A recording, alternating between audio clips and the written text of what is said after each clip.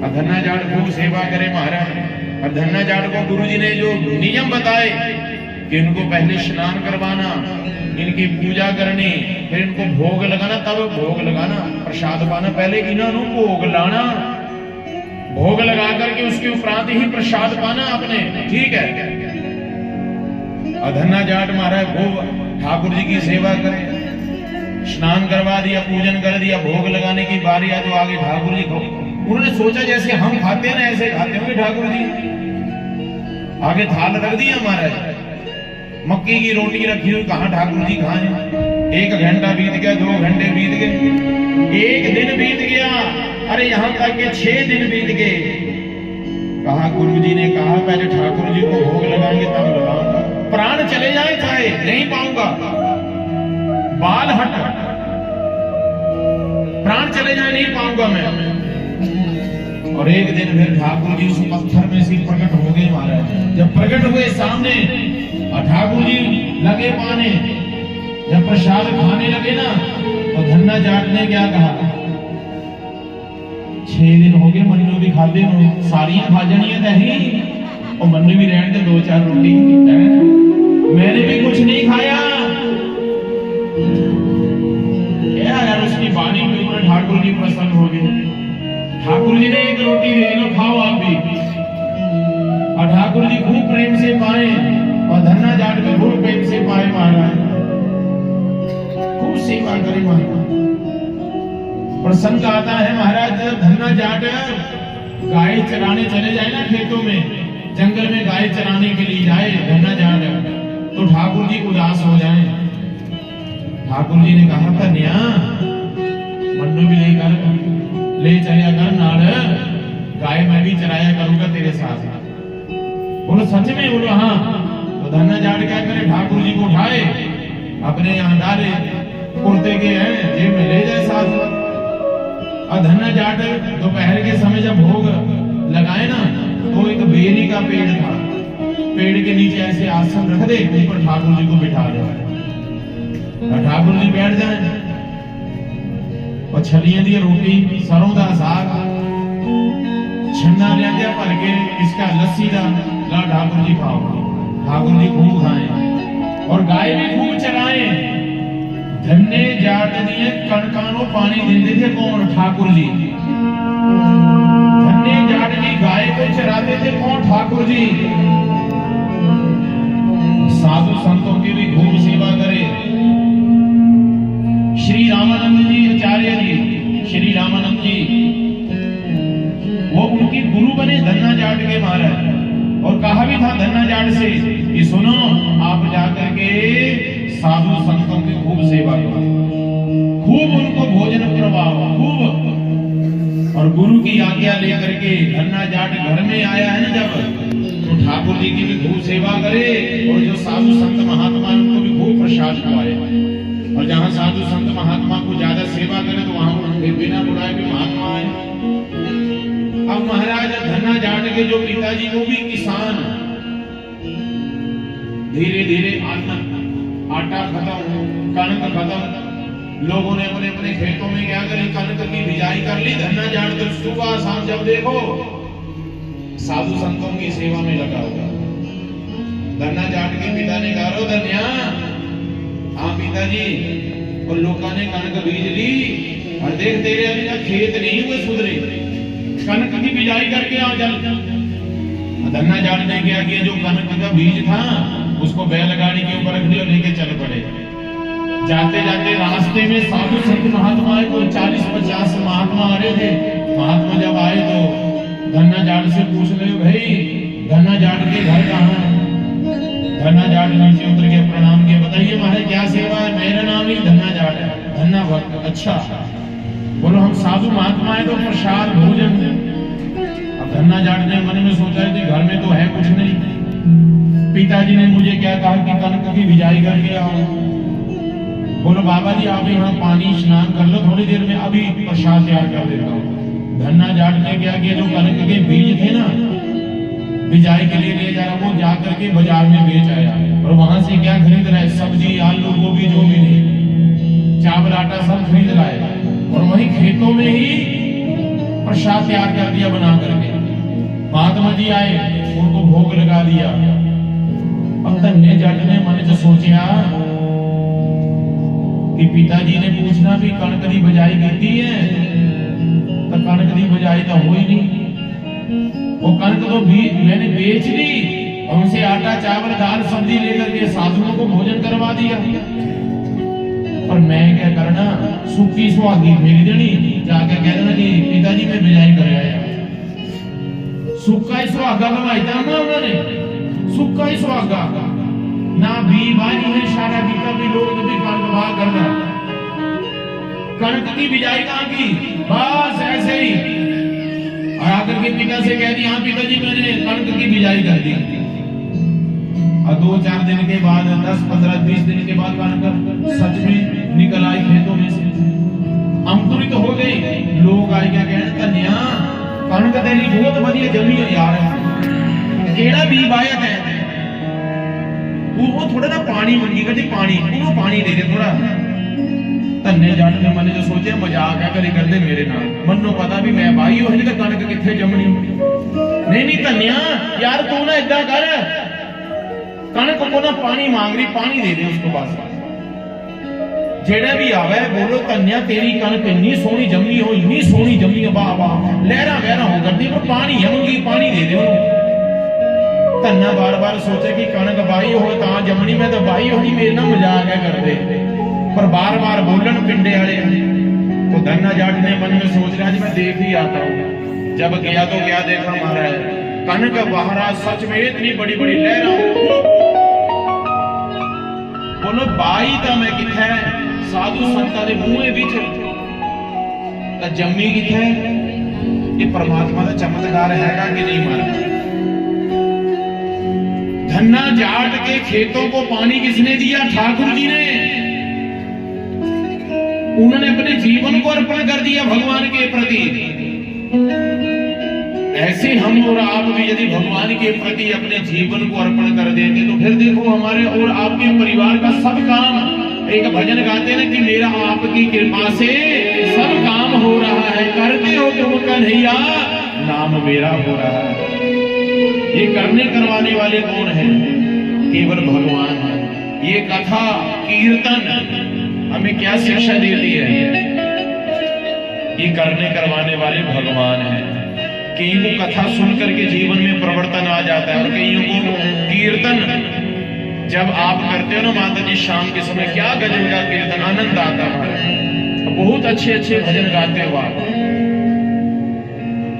माता। ये कीर्तन के अंदर बड़ी शक्ति है। कीर्तन सुनकर के भी मन में परिवर्तन आता है। और जब कीर्तन सुनो कि शब्दों के ऊपर ध्यान दिया करो, शब्दों के ऊपर।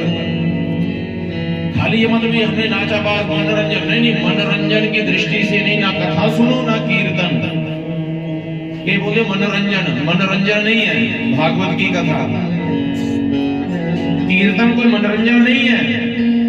नाचो कूदो बाबा मजा आ गया, नहीं नहीं नहीं, प्रेम से कहो जय श्री कृष्ण। धन्ना जाट के जहां ठाकुर जी जा सकते हैं, भिलनी के जहां राम जा सकते हैं, तो हमारे यहां शाम क्यों नहीं आ सकते। भिलनी के यदि जूठे बेरों का भोग लगाया राम जी ने, विदुर जी के जहां जूठे छिलके, अरे केले के छिलके का भोग लगाया किसने, ठाकुर जी ने।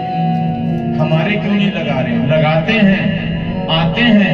बुलाने का तरीका, उनको पाने का तरीका आना चाहिए, कैसे उन्हें प्रसाद पाना है। प्रेम से कहो जय श्री कृष्ण। श्री परीक्षित जी कहते हैं शुकदेव जी से कि हे महाराज, ये विदुर जी के यहाँ भगवान ने केले के छिलके का भोग लगाया। हाँ बोलो जरा ये प्रसंग तो सुनाइए। तब श्री शुकदेव जी राजा परीक्षित जी से कहते हैं राजन सुनो, जब महाभारत का युद्ध हो चुका था, जरा ध्यान पूर्वक सुनना। पांडवों को, हाँ अभी महाभारत का युद्ध होना था उससे पहले का प्रसंग है ये, कि पांडवों को पहले अज्ञात वर्ष हुआ, वनवास भी हुआ, फिर एक अज्ञात वर्ष भी हुआ था 1 वर्ष के लिए। जब 14 वर्ष के लिए वनवास हुआ तो अंत में 1 वर्ष के लिए जब अज्ञात वर्ष हुआ तो उस समय कौरवों ने पांडवों को जलाने का एक षड्यंत्र रचा। क्या षड्यंत्र? दुर्योधन ने एक लक्ष्य ग्रह बनाया, लाख का घर लक्ष्य ग्रह बनाया कि यहां मैं इनको छुपा आएंगे, इनको जला दूंगा, मार दूंगा जला करके, नहीं तो ये आकर के पुनः राज्य का आधा भाग मांगेंगे। तो दुर्योधन ने जब ये लक्ष्य ग्रह बनाया, परंतु ये कौरवों के एक महामंत्री जो विदुर जी हैं उनको पता चल गया कि ये षड्यंत्र रच रहा दुर्योधन। तो आकर के उन्होंने विदुर जी से कहा, विदुर जी ने युधिष्ठिर जी से, विदुर जी ने युधिष्ठिर जी के आगे हाथ जोड़ करके विदुर जी ने प्रणाम करके कहा, महाराज मैं एक नागरिक होने के नाते आपसे प्रार्थना करना चाहता हूं। हे महाराज, मैं एक महामंत्री होने के नाते नहीं, एक नागरिक होने के नाते आपसे प्रार्थना कर रहा हूं। ये जो पांडव है ना, ये आपको अपने पिता के समान समझते हैं, कमजोर नहीं है, आपको अपने पिता के समान समझते हैं महाराज। और जो आपका पुत्र है ना, ये दुर्योधन, उसके साथ आपको इतना मोह पड़ गया, इतना मोह पड़ गया कि आपको अपने पुत्र के अंदर दोष दिखाई नहीं दे रहे। आपका जो पुत्र है दुर्योधन, ये बहुत दुष्ट है। सुनिए धृतराष्ट्र जी महाराज, भगवान ने सबको 2-2 नेत्र दिए हैं। वो आपके नेत्र तो है नहीं जन्म से ही, परंतु भगवान ने एक दिव्य चक्षु दिए होते हैं, दिव्य चक्षु। उन चक्षुओं को भी तोड़ दिया किसने? आपके मोह ने। आपको जो मोह हो गया अपने पुत्र के साथ, आपको अपने पुत्र के अंदर दोष दिखाई नहीं दे रहे। महाराज एक बात सुन लीजिए, यदि राज्य के अंदर किसी एक ने आतंक फैला रखा है, उस एक को राज्य से बाहर कर देना चाहिए, निकाल देना चाहिए, नहीं तो पूरा राज्य सर्वनाश हो जाएगा। महाराज देखिए, इस शरीर से हम बहुत प्रेम करते हैं, परंतु इस शरीर को, हाथ जो हमारा अंग है, इस अंग को रोग लग गया, डॉक्टर ने कह दिया कि इसका आपका हाथ काटना पड़ेगा, तो क्या करेंगे? आप अपना हाथ कटवा दोगे। क्यों? क्योंकि इसको लग गया रोग, और रोग धीरे धीरे बढ़ता जाएगा आगे से आगे, तो कटवाना ही पड़ता है, क्योंकि कम से कम हमारा शरीर तो तंदुरुस्त रहेगा। तो इसलिए हे महाराज, इसका मतलब ये नहीं कि हम इस हाथ से प्रेम नहीं करते हैं, परंतु इसको क्या लग गया है? रोग लग गया है। ऐसे ही आप जो है अपने पुत्र दुर्योधन से प्रेम तो करते हैं, परंतु उसके अंदर क्या हो गया है? उसको रोग लग गया है, अहंकार। महाराज उस दुर्योधन को अपने महलों से निकाल दीजिए, नहीं तो वो दिन दूर नहीं है जब पूरे राज्य का ही वो सर्वविनाश कर देगा।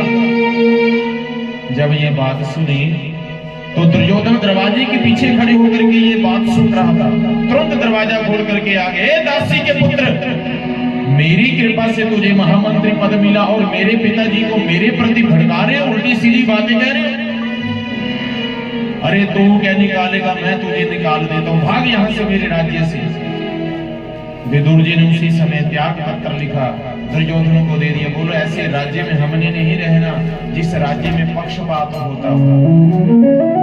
त्याग पत्र दे करके अपनी पत्नी को साथ लिया और वन में जाकर के कुटिया बना करके रहने लगे शांति के साथ।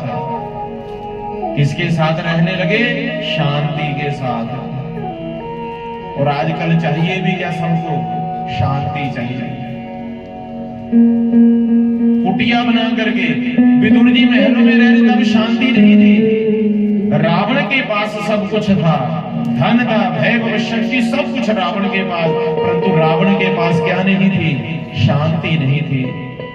रावण ने कहा मुझे शांति चाहिए, किसी ने कहा शांति तो वन में घूम रही है राम जी के साथ, ना रहने के लिए बढ़िया घर कुटिया बना करके रहे, ना खाने के लिए बढ़िया पदार्थ कंद मूल फल खा करके गुजारा किया मां सीता ने। कहां सोती थी? अरे महाराज पत्थर जो सूखे पत्ते थे उनको बिछा करके, वो डंडक के गद्दे नहीं थे, वहां राम करते। तो रावण ने कहा मुझे शांति चाहिए, किसी ने कहा शांति वहां घूम रही है वन में राम जी के साथ। तो रावण ने जाकर के शांति का हरण किया, शांति को चुराया। तो रावण को शांति मिली क्या? रावण तो और अशांत हुआ। इसका मतलब क्या है? इसका मतलब ये है कोई शांति से बैठा हुआ है, यदि हम उसकी शांति को भंग करेंगे या शांति को चुराएंगे तो हम और अशांत हो जाएंगे। चाहिए क्या सबको? शांति। राम जी के पास ना रहने के लिए महल, ना खाने के लिए बढ़िया पदार्थ, ना सोने के लिए बढ़िया व्यवस्था थी, परंतु राम जी के साथ क्या थी? शांति। शांति स्वरूपा वो भगवती मां सीता थी, बड़े आनंद पूर्वक रहे महाराज। उन सोने के कंगनों को लेकर के क्या करना यदि घर में अशांति है?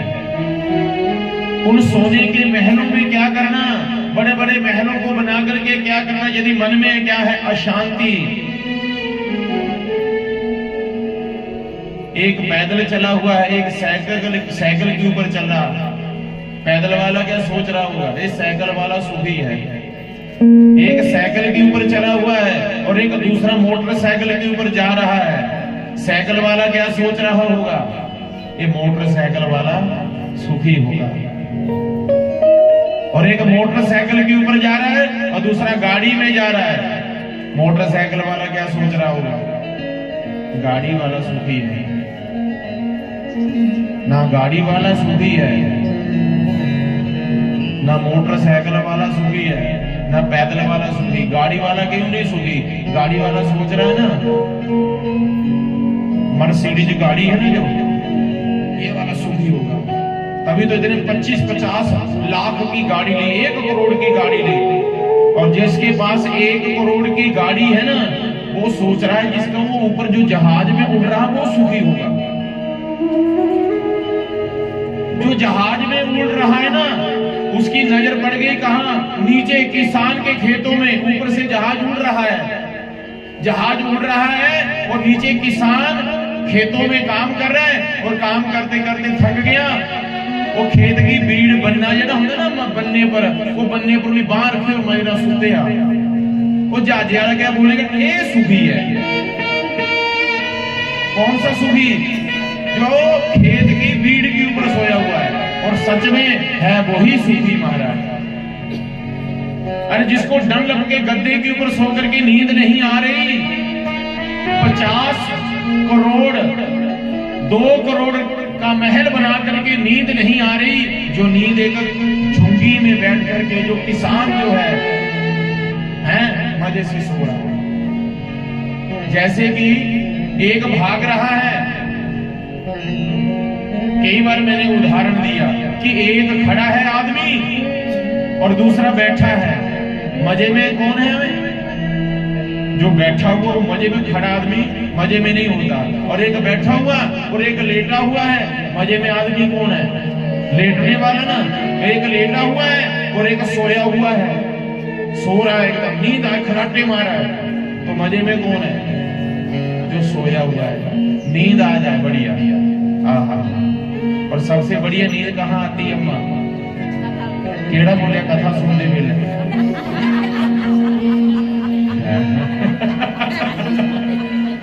प्रेम से कहो जय श्री कृष्णा।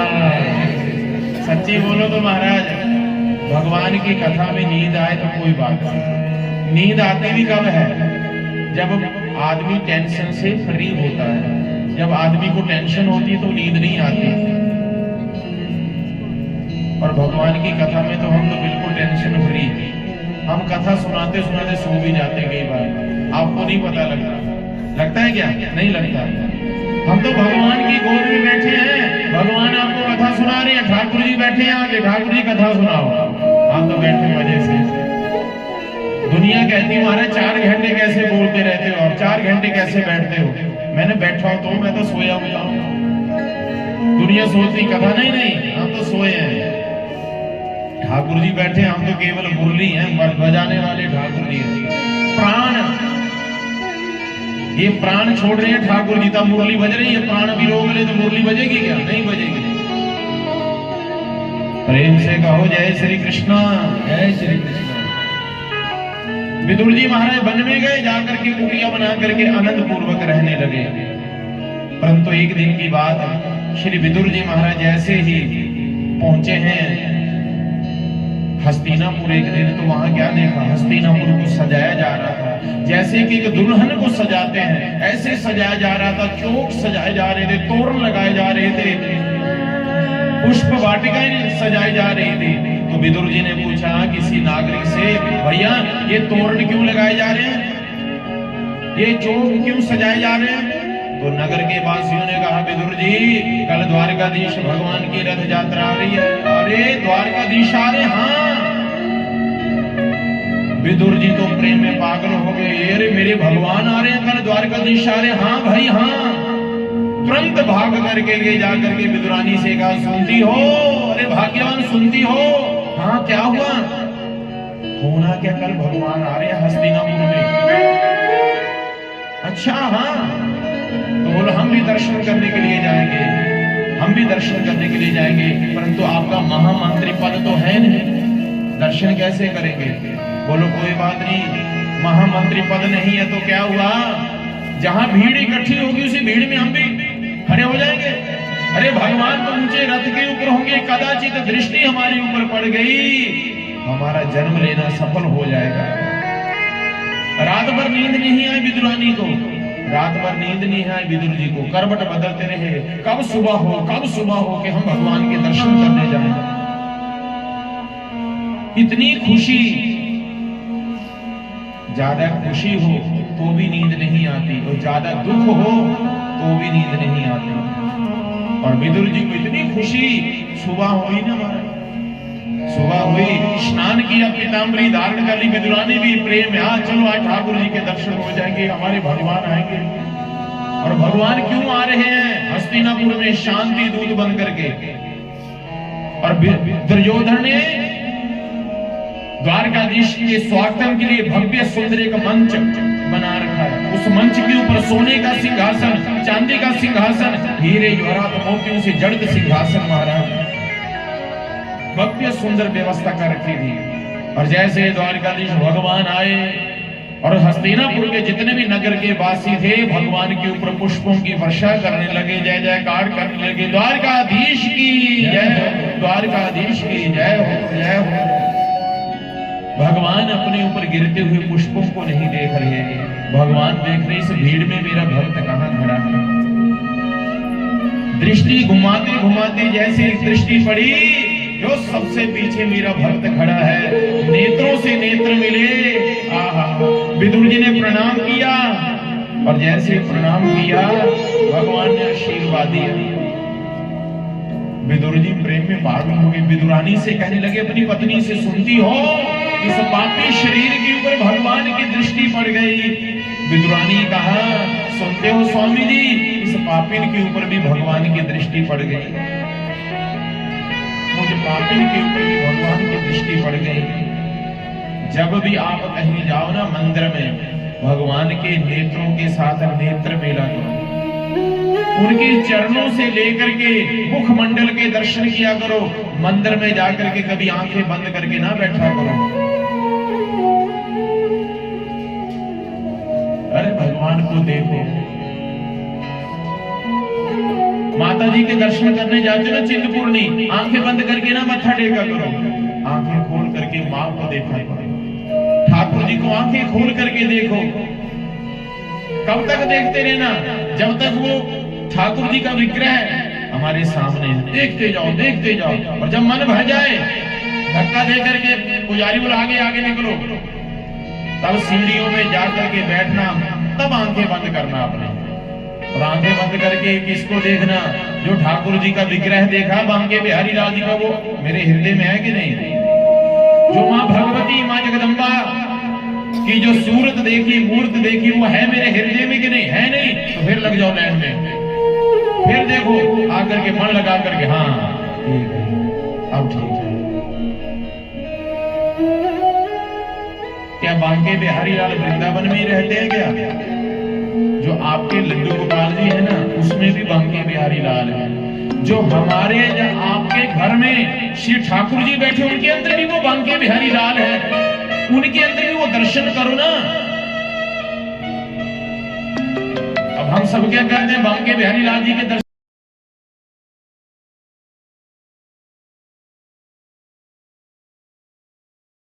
कई बार हो, आप जाइए, हम ये नहीं कहते मत जाओ, जाओ वृंदावन, परंतु अपने जो घर में बैठे ठाकुर जी ना, ये भी बिहारी जी हैं, इनके अंदर भी दर्शन करो ना बिहारी जी के।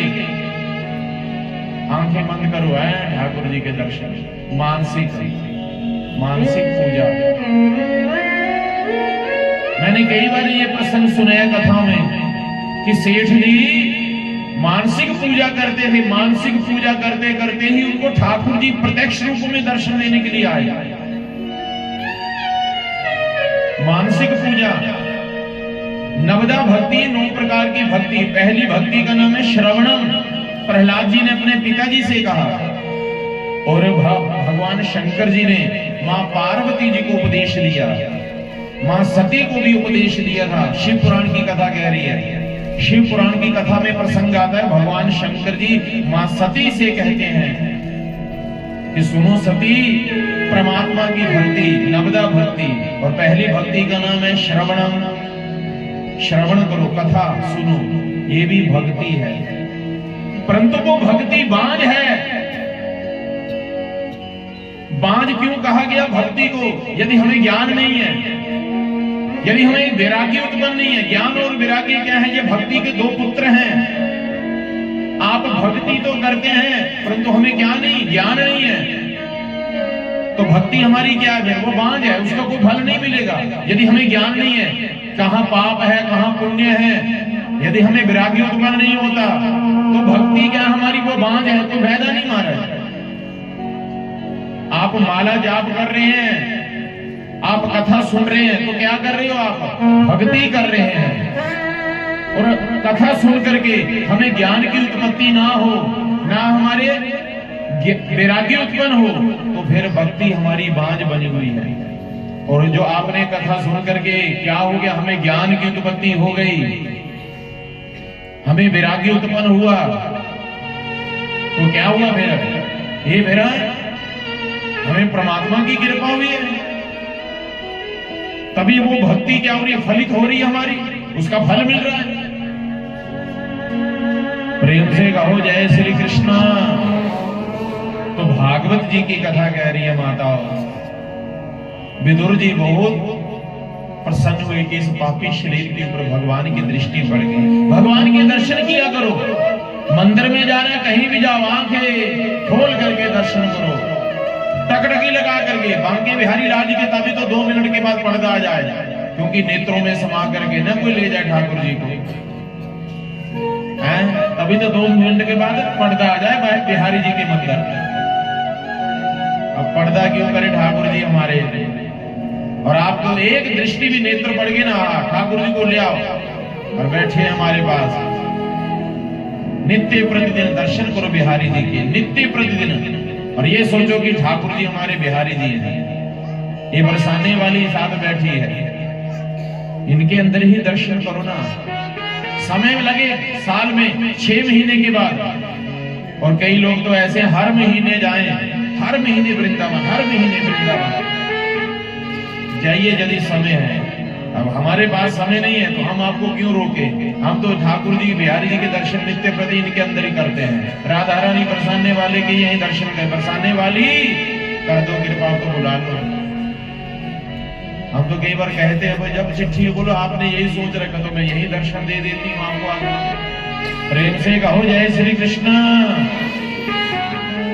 सो माताओं, दुर्योधन ने आगे आकर के भगवान का स्वागत किया। आइए द्वारकाधीश, आइए, ये सोने के सिंहासन के ऊपर विराजमान हो जाइए, ये चांदी के सिंहासन के ऊपर विराजमान हो जाइए, ये हीरे जवाहरात मोतियों से जड़ित सिंहासन है वहां विराजमान हो जाइए। भगवान कहते हैं हम बैठने के लिए नहीं आए यहाँ पर, हम तो केवल प्रार्थना करने के लिए आए हैं। हाय हाय, भगवान त्रिलोकीनाथ किसके आगे हाथ जोड़ रहे हैं? उस दुष्ट के आगे।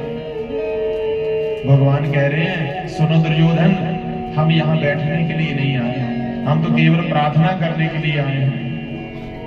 देखो दुर्योधन, ये पांडव आपके क्या लगते हैं रिश्ते में? दुर्योधन ने कहा मेरे भाई हैं। कितने हैं? 5 हैं। देखो दुर्योधन, वैसे तो आधा भाग चाहिए इनको राज्य का, आधा भाग नहीं दे सकते तो उनको रहने के लिए 5 गांव दे दो, परंतु युद्ध मत करो, क्योंकि युद्ध जब होगा हजारों सैकड़ों बच्चे अनाथ हो जाएंगे। युद्ध जब होगा हजारों लाखों माता बहनें विधवा हो जाएंगी। हे दुर्योधन, ये युद्ध शब्द आपने केवल पुस्तकों में पढ़ा होगा, जब बचपन में पुस्तक पढ़ी होगी कि उस राजा ने उस राजा के साथ युद्ध किया, ये युद्ध शब्द तब पढ़ा होगा जब बचपन में आपकी दादी माँ आपको कहानियां सुनाया करती होगी कि उस राजा ने उस राजा के साथ युद्ध किया, तब सुना होगा युद्ध शब्द। परंतु जब युद्ध होगा उसका परिणाम क्या निकलेगा ये आपको नहीं पता। इसलिए उनको रहने के लिए कम से कम कितने गांव दे दो? 5 गांव दे दो। जैसे ये प्रस्ताव रखा था कि दुर्योधन को क्रोध आ गए, सूचरे नेवता श्यामी बिना युद्ध केशवा, अरे केशव बिना युद्ध किए हुए मैं सुई की नोक के बराबर भी भूमि नहीं दूंगा। भगवान ने कहा अच्छा। इतने में धृतराष्ट्र जी बोल पड़े, मेरे लाड प्यार ने मुझे बिगाड़ के रख दिया, ये शांति दूत बन करके आए हैं, हाथ जोड़ रहे हैं और आगे से आप ऐसा व्यवहार कर रहे हो। चल क्षमा याचना मांगो। क्षमा नहीं मांगी। कहा सुनिए द्वारकाधीश जी, बंटवारे की बात बाद में कर लेते हैं, भोजन का समय हो गया, भोजन कर लीजिए। भगवान कहते हैं देखो हमें भोजन भूख नहीं है, भोजन करने की कुछ अवस्थाएं होती है ना। पहली अवस्था जिसको आप भोजन करवाना चाहते उसके पेट में बहुत जोर से भूख होनी चाहिए, और नंबर 2 भावना अच्छी होनी चाहिए। भगवान ने क्या कह दिया भरी सभा के बीच में? भगवान ने क्या कहा? सुन दुर्योधन, मेरे पेट में भूख नहीं और तेरी अच्छी भावना नहीं है। मेरे पेट में भूख नहीं और तेरी अच्छी भावना नहीं है। और तीसरी बात सुन, जब मैंने यहाँ हस्तिनापुर में आना था ना तो मुझे निमंत्रण पत्र दिया था, विदुर जी ने निमंत्रण पत्र लिखा था, हे द्वारकाधीश जी जब भी आप हस्तिनापुर में आए प्रसाद हमारे घर में पाए।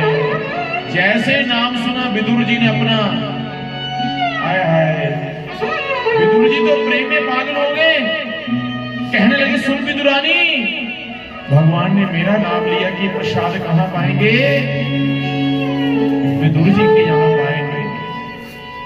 दुर्योधन के मेवे त्यागे, साग विदुर घर खाए। है भाई, भगवान ने 56 प्रकार के भोग त्याग दिए। बोलो तेरे घर पाएंगे विदुर जी के यहाँ। अरे विदुरानी ने जब सुना कि भगवान हमारे घर पाएंगे कितने प्रेम प्रसन्न हुआ। विदुर ने कहा कह दिया है, जो कह दिया आएगा भी। अब घर पे है कुछ खाने के लिए? कुछ भी नहीं है। बोलो मैं अभी जाता हूँ बाजार से लड्डू पेड़े खरीद लाया हूँ, तू घर में जा जल्दी जल्दी कुटिया में जा करके गाय का गोबर लेके आना, एकदम चौका लगाना, चकमका देना कुटिया को एकदम। है मैं भी बाजार से लड्डू पेड़े खरीद लाता हूँ। विदुर जी चुपके से उठे, भाग गए बाजार की ओर।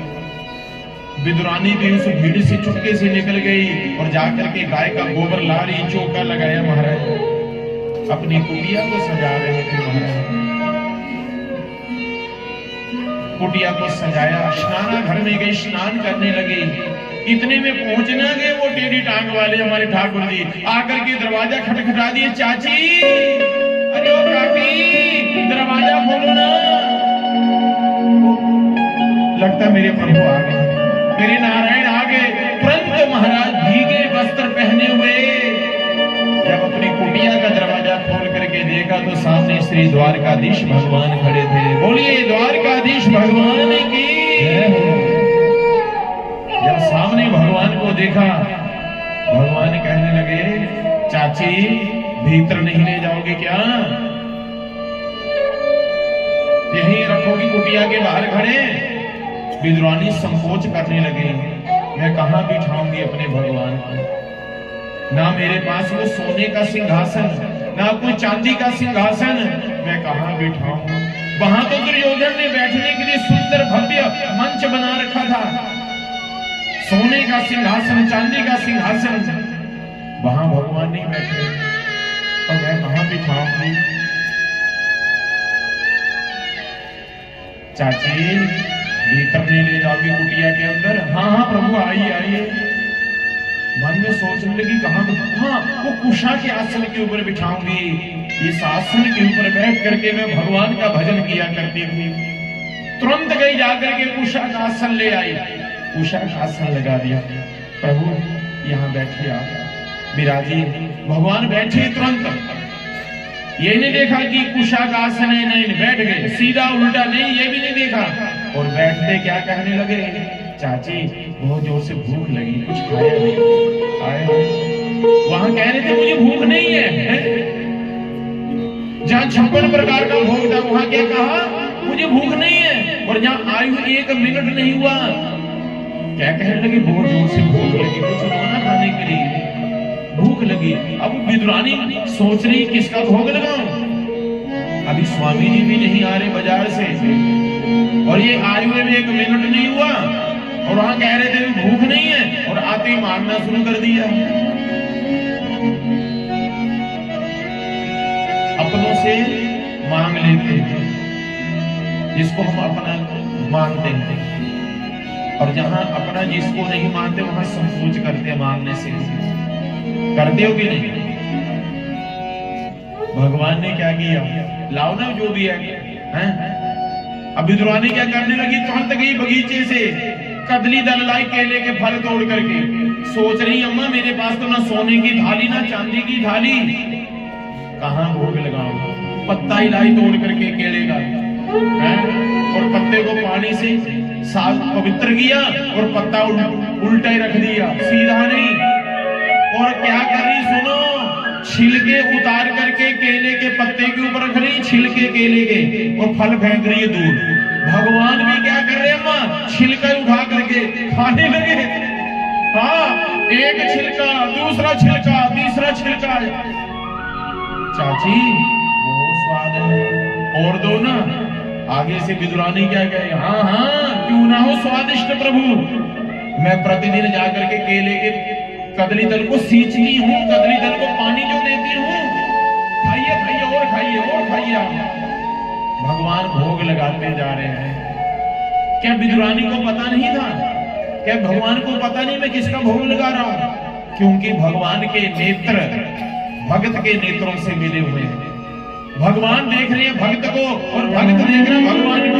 नेत्रों से नेत्र मिले हुए हैं, और भगवान मन में समाये हुए हैं। भगवान उसकी अंतर आत्मा भावना देख रहे, किस भावना से मुझे भोग लगा रहे हैं।